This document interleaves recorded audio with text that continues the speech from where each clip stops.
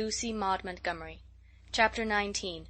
A Concert, a Catastrophe, and a Confession. "Marilla, can I go over to see Diana just for a minute?" asked Anne, running breathlessly down from the east gable one February evening. "I don't see what you want to be traipsing about after dark for," said Marilla shortly. "You and Diana walked home from school together, and then stood down there in the snow for half an hour more, your tongues going the whole blessed time clickety-clack. So I don't think you're very badly off to see her again." "But she wants to see me," pleaded Anne. "She has something very important to tell me." "How do you know she has?" "Because she just signaled to me from her window. We have arranged a way to signal with our candles and cardboard. We set the candle on the window sill and make flashes by passing the cardboard back and forth. So many flashes mean a certain thing. It was my idea, Marilla." "I'll warrant you it was," said Marilla emphatically. "And the next thing you'll be setting fire to the curtains with your signaling nonsense." "Oh, we're very careful, Marilla. And it's so interesting. 2 flashes mean 'Are you there?' 3 mean 'Yes,' and 4 'No.' 5 mean 'Come over as soon as possible because I have something important to reveal.' Diana has just signaled 5 flashes, and I'm really suffering to know what it is." "Well, you needn't suffer any longer," said Marilla sarcastically. "You can go, but you're to be back here in just 10 minutes, remember that." Anne did remember it, and was back in the stipulated time, although probably no mortal will ever know just what it cost her to confine the discussion of Diana's important communication within the limits of 10 minutes. But at least she had made good use of them. "Oh, Marilla, what do you think? You know tomorrow is Diana's birthday. Well, her mother told her she could ask me to go home with her from school and stay all night with her.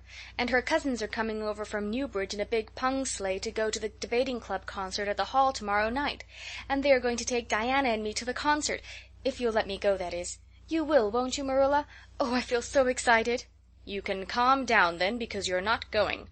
You're better at home in your own bed. And as for that club concert, it's all nonsense, and little girls should not be allowed to go out to such places at all." "I'm sure the debating club is a most respectable affair," pleaded Anne. "I'm not saying it isn't, but you're not going to begin gadding about to concerts and staying out all hours of the night. Pretty doings for children. I'm surprised at Mrs. Barry's letting Diana go." "But it's such a very special occasion," mourned Anne, on the verge of tears. "Diana has only one birthday in a year. It isn't as if birthdays were common things, Marilla. Prissy Andrews is going to recite 'Curfew Must Not Ring Tonight.' That is such a good moral piece, Marilla. I'm sure it would do me lots of good to hear it. And the choir are going to sing 4 lovely pathetic songs that are pretty near as good as hymns. And oh, Marilla, the minister's going to take part. Yes, indeed he is. He's going to give an address. That will be just about the same thing as a sermon. Please mayn't I go, Marilla?" "You heard what I said, Anne, didn't you? Take off your boots now and go to bed. It's past 8. "There's just one more thing, Marilla," said Anne, with the air of producing the last shot in her locker. "Mrs. Barry told Diana that we might sleep in the spare room bed. Think of the honor of your little Anne being put in the spare room bed." "It's an honor you'll have to get along without. Go to bed, Anne, and don't let me hear another word out of you."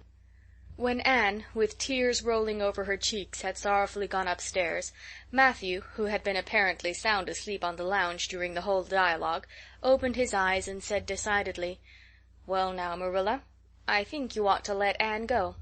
"I don't, then," retorted Marilla.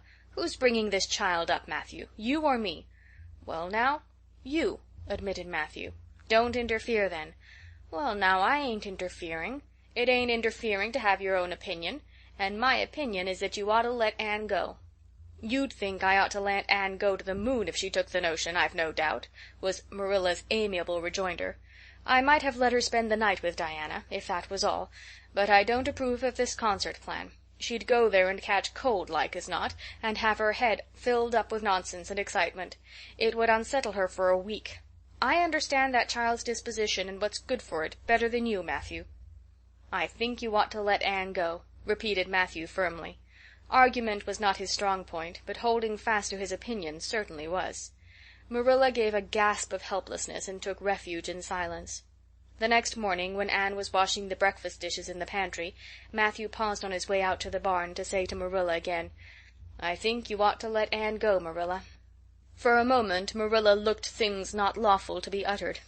Then she yielded to the inevitable and said tartly, "Very well, she can go, since nothing else'll please you." Anne flew out of the pantry, dripping dishcloth in hand.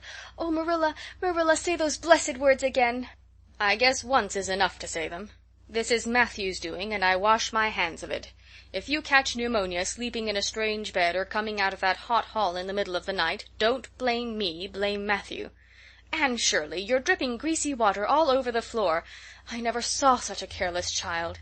"Oh, I know I'm a great trial to you, Marilla," said Anne repentantly. "I make so many mistakes. But then just think of all the mistakes I don't make, although I might. I'll get some sand and scrub up the spots before I go to school. Oh, Marilla, my heart was just set on going to that concert. I never was to a concert in my life, and when the other girls talk about them in school I feel so out of it. You didn't know just how I felt about it, but you see Matthew did. Matthew understands me, and it's so nice to be understood, Marilla." Anne was too excited to do herself justice as to lessons that morning in school. Gilbert Blythe spelled her down in class and left her clear out of sight in mental arithmetic. Anne's consequent humiliation was less than it might have been, however, in view of the concert and the spare-room bed. She and Diana talked so constantly about it all day that with a stricter teacher than Mr. Phillips, dire disgrace must inevitably have been their portion. Anne felt that she could not have borne it if she had not been going to the concert, for nothing else was discussed that day in school. The Avonlea Debating Club, which met fortnightly all winter, had had several smaller free entertainments, but this was to be a big affair, admission 10 cents in aid of the library. The Avonlea young people had been practicing for weeks, and all the scholars were especially interested in it by reason of older brothers and sisters who were going to take part. Everybody in school over 9 years of age expected to go, except Carrie Sloane, whose father shared Marilla's opinions about small girls going out to night concerts. Carrie Sloane cried into her grammar all the afternoon and felt that life was not worth living. For Anne the real excitement began with the dismissal of school, and increased therefrom in crescendo until it reached to a crash of positive ecstasy in the concert itself. They had a perfectly elegant tea, and then came the delicious occupation of dressing in Diana's little room upstairs. Diana did Anne's front hair in the new pompadour style, and Anne tied Diana's bows with the especial knack she possessed, and they experimented with at least half a dozen different ways of arranging their back hair. At last they were ready, cheeks scarlet and eyes glowing with excitement. True, Anne could not help a little pang when she contrasted her plain black tam and shapeless, tight-sleeved, home-made gray cloth coat with Diana's jaunty fur cap and smart little jacket, but she remembered in time that she had an imagination and could use it. Then Diana's cousins, the Murrays from Newbridge, came. They all crowded into the big pung sleigh, among straw and furry robes. Anne revelled in the drive to the hall, slipping along over the satin-smooth roads with the snow crisping under the runners.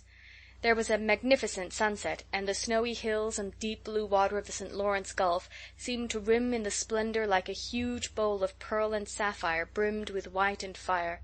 Tinkles of sleigh bells and distant laughter that seemed like the mirth of wood-elves came from every quarter. "Oh, Diana," breathed Anne, squeezing Diana's mittened hand under the fur robe, "isn't it all like a beautiful dream? Do I really look the same as usual? I feel so different that it seems to me it must show in my looks."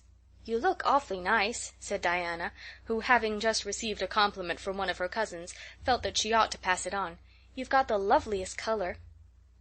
The program that night was a series of thrills for at least one listener in the audience, and as Anne assured Diana, every succeeding thrill was thrillier than the last.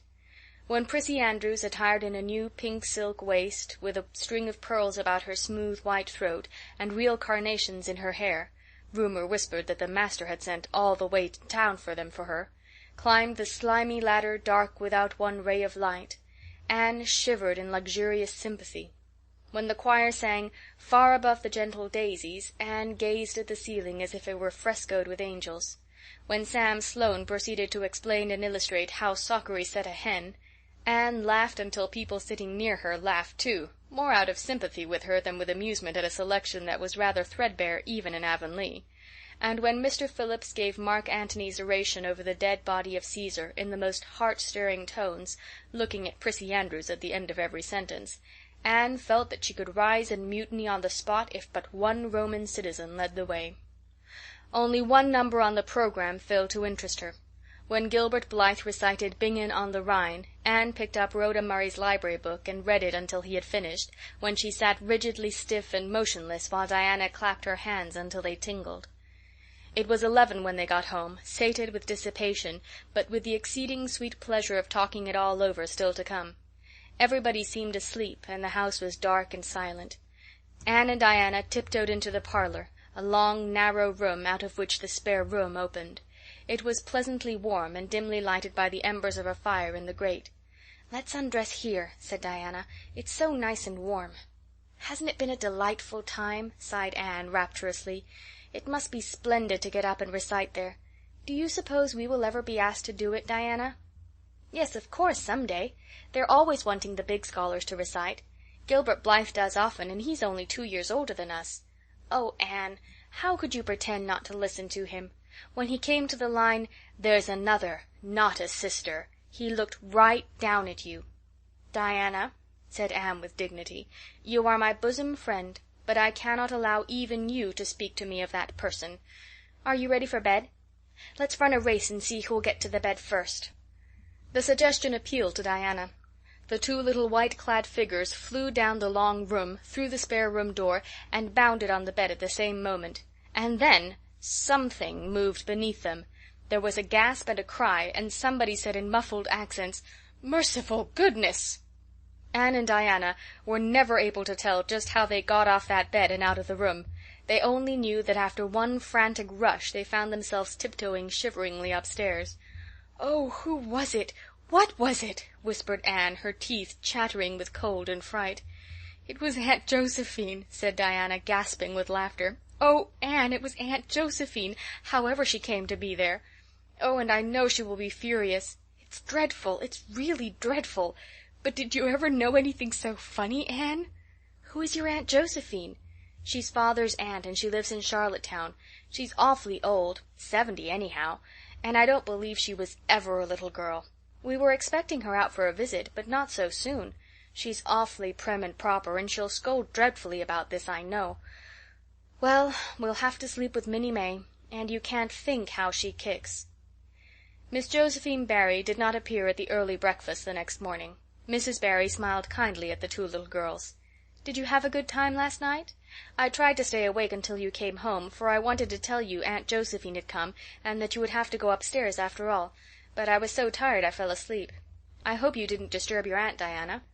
Diana preserved a discreet silence, but she and Anne exchanged furtive smiles of guilty amusement across the table. Anne hurried home after breakfast, and so remained in blissful ignorance of the disturbance which presently resulted in the Barry household, until the late afternoon, when she went down to Mrs. Lynde's on an errand for Marilla. "So you and Diana nearly frightened poor old Miss Barry to death last night," said Mrs. Lynde severely, but with a twinkle in her eye. "Mrs. Barry was here a few minutes ago on her way to Carmody. She's feeling real worried over it.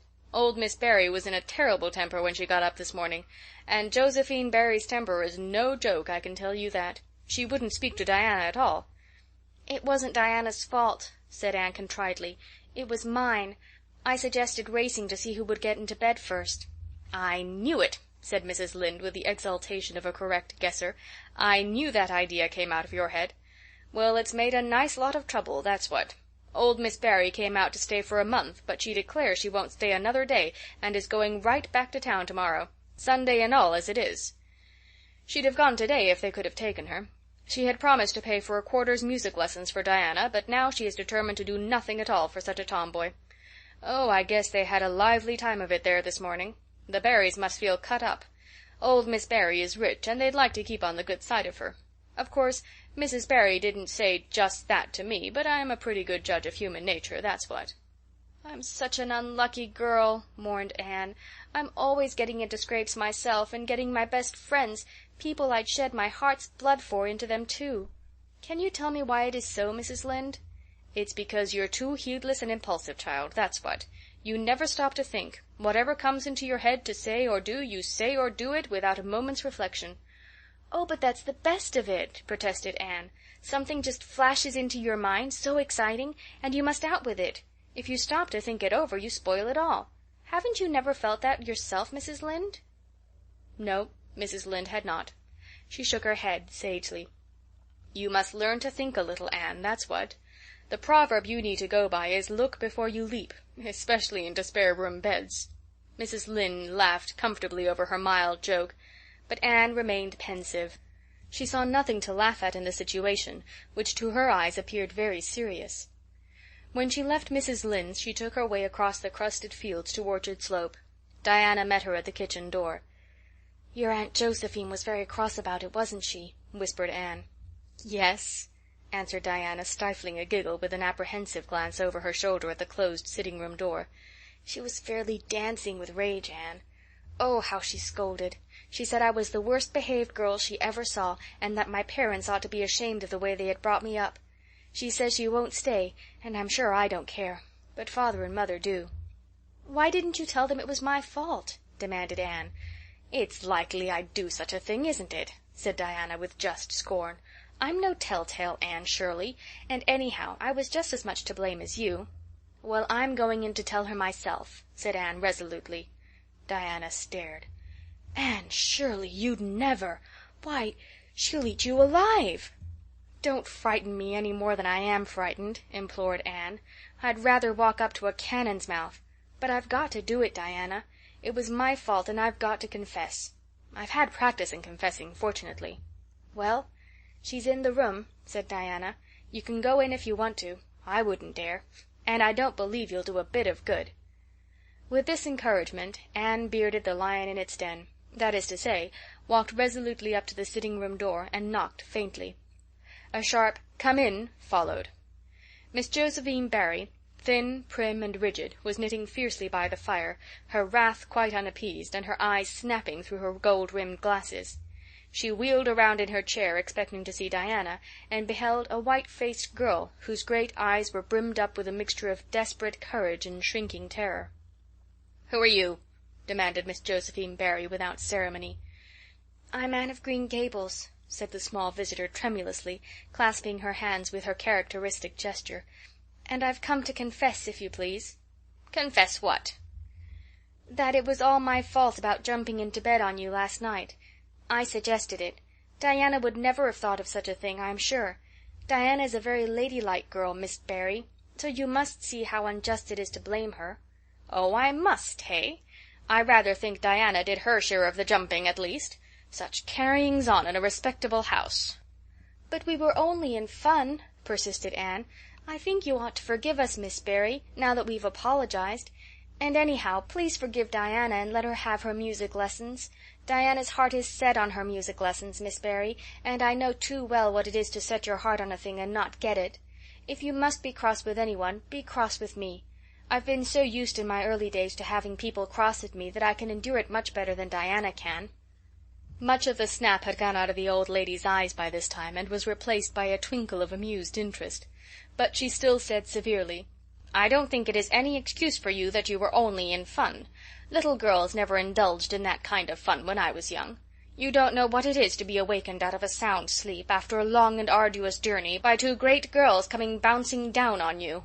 "I don't know, but I can imagine," said Anne eagerly. "I'm sure it must have been very disturbing. But then there is our side of it, too. Have you any imagination, Miss Barry? If you have, just put yourself in our place. We didn't know there was anybody in that bed, and you nearly scared us to death. It was simply awful the way we felt. And then we couldn't sleep in the spare room after being promised. I suppose you are used to sleeping in spare rooms, but just imagine what you would feel like if you were a little orphan girl who never had such an honor." All the snap had gone by this time. Miss Barry actually laughed, a sound which caused Diana, waiting in speechless anxiety in the kitchen outside, to give a great gasp of relief. "I'm afraid my imagination is a little rusty. It's so long since I used it," she said. "I dare say your claim to sympathy is just as strong as mine. It all depends on the way we look at it. Sit down here and tell me about yourself." "I am very sorry I can't," said Anne firmly. "I would like to, because you seem like an interesting lady, and you might even be a kindred spirit, although you don't look very much like it. But it is my duty to go home to Miss Marilla Cuthbert. Miss Marilla Cuthbert is a very kind lady who has taken me to bring up properly. She is doing her best, but it is very discouraging work. You must not blame her because I jumped on the bed. But before I go, I do wish you would tell me if you'll forgive Diana and stay just as long as you meant to in Avonlea." "I think perhaps I will, if you will come over and talk to me occasionally," said Miss Barry. That evening Miss Barry gave Diana a silver bangle bracelet, and told the senior members of the household that she had unpacked her valise. "I've made up my mind to stay simply for the sake of getting better acquainted with that Anne girl," she said frankly. "She amuses me, and at my time of life an amusing person is a rarity." Marilla's only comment when she heard the story was, "I told you so." This was for Matthew's benefit. Miss Barry stayed her month out and over. She was a more agreeable guest than usual, for Anne kept her in good humor. They became firm friends.